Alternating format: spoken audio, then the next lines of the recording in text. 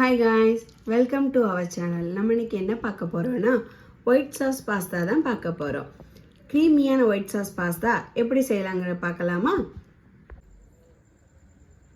அதுக்கு முதல்ல ஒரு கப் தண்ணியை நல்லா கொதிக்க வைக்கணும். தண்ணி நல்லா கொதி வந்ததும் 2 கப் பாஸ்தாவை சேர்த்து வேக வைக்கணும்.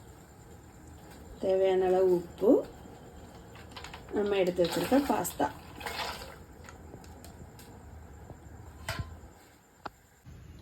பாஸ்தா நமக்கு 75% வெந்துடுச்சு.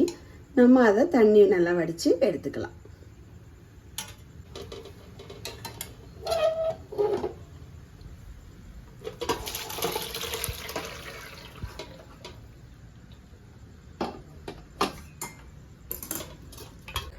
ஒயிட் சாஸ் பாஸ்தாவில் கொஞ்சமாக வெஜ்ஜஸும் சேர்த்துக்கலாம்.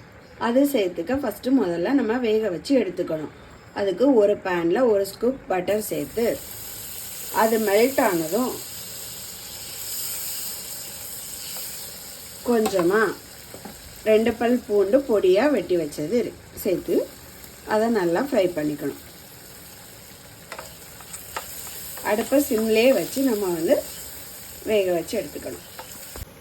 பூண்டு நல்லா மணம் மாதிரி வந்ததும் நம்ம அதில் ஒரு பாதி கேப்சிகம், கொஞ்சமாக கார்ன் சேர்த்து நல்லா மிக்ஸ் பண்ணிக்கலாம்.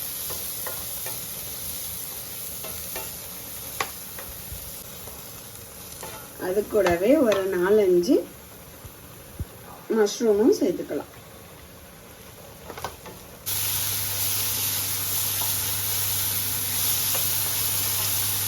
வேக வச்சு எடுத்த கொஞ்சமாக பச்சை பட்டாணியும் சேர்த்துக்கலாம்.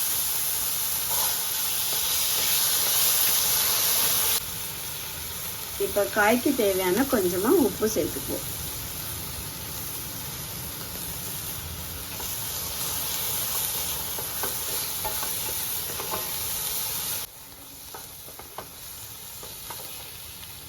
காய்கறியெல்லாம் கொஞ்சம் வெந்து நல்லா வந்ததும் அதில் கொஞ்சமாக பெப்பர் சேர்த்து நம்ம அடுப்பை ஆஃப் பண்ணி இறக்கி ஒதுக்கி வச்சிடலாம். நம்ம இனி பாஸ்தா செய்ய ஆரம்பிக்கலாம். அதுக்கு முதல்ல ஒரு பேன் எடுத்து வச்சு அதில் ஒரு ஸ்கூப் பட்டர் நல்லா மெல்ட் ஆனதும்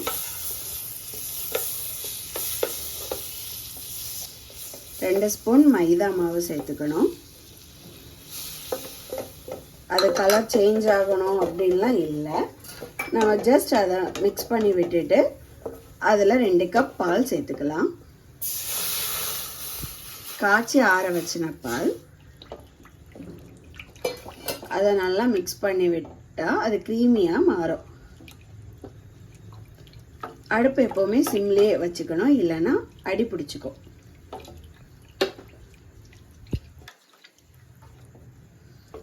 பால் ஒரு கொதி வந்ததும் க்ரீமியாக மாறும். பால் நல்லா கொதி வந்து க்ரீமியாக மாறிடுச்சு.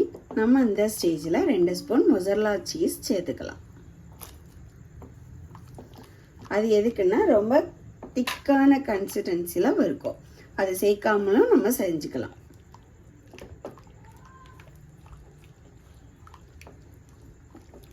சீஸ் நல்லா மெல்ட் ஆனதும் நம்ம வேக வச்சு எடுத்து வச்சிருக்க வெஜ்ஜீஸையும் சேர்த்துக்கணும்.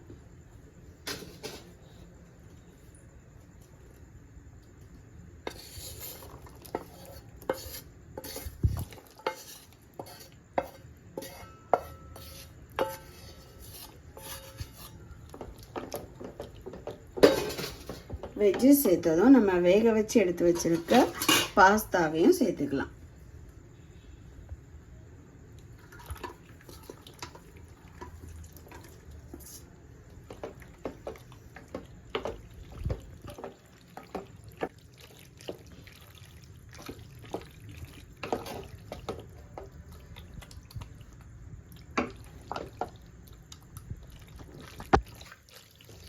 இந்த ஸ்டேஜில் நம்ம கொஞ்சமாக சில்லி ஃப்ளேக்ஸ் காரத்துக்கு ஏற்ற மாதிரி நம்ம சேர்த்துக்கலாம். அது கூடவே கொஞ்சமாக பெப்பரும் சேர்த்து நம்ம இறக்கணுன்னா சூப்பரான ஒயிட் சாஸ் பாஸ்தா ரெடி. நீங்களும் வீட்டில் ட்ரை பண்ணி பாருங்கள். பிடிச்சிருந்தா லைக் பண்ணுங்கள், கமெண்ட் பண்ணுங்கள், சப்ஸ்கிரைப் பண்ணுங்கள். தேங்க்ஸ் ஃபார் வாட்சிங்.